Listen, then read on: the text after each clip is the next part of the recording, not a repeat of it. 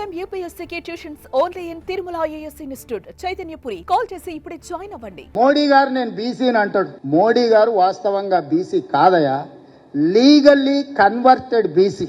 నేను చాలా జాగ్రత్తగా ఈ పదం వాడుతున్నా, లీగల్లీ కన్వర్టెడ్ బీసీ.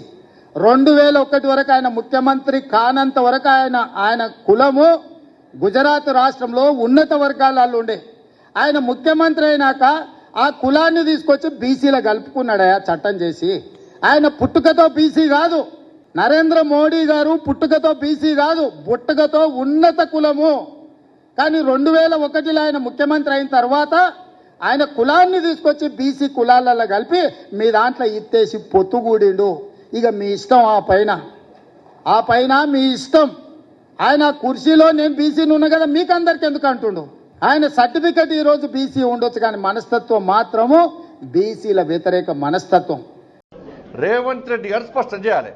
మీ ఆది నాయకుడు రాహుల్ గాంధీ గారు ఏ కులానికి సంబంధించిన వ్యక్తి, ఏ మతానికి సంబంధించిన వ్యక్తి, ఏ దేశానికి సంబంధించిన వ్యక్తి, ఆయన బీసీయా, ఎస్సీయా, ఎస్టీయా, ఫార్వర్డ్ క్యాస్టా? స్పష్టం చేయండి మీరు.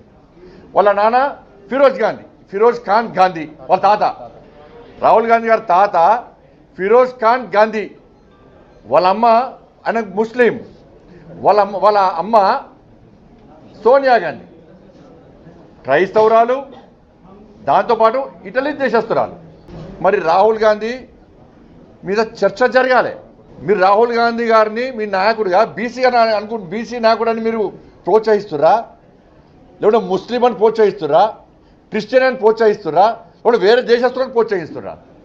ఏ దేశస్తుడు, ఏ మతం, ఏ కులం లేదు అనకు, మతం లేదు, ఓ జాతి లేదు, ఒక దేశం లేదు. చర్చ జరగాలి, దాని మీద చర్చ జరగాలి.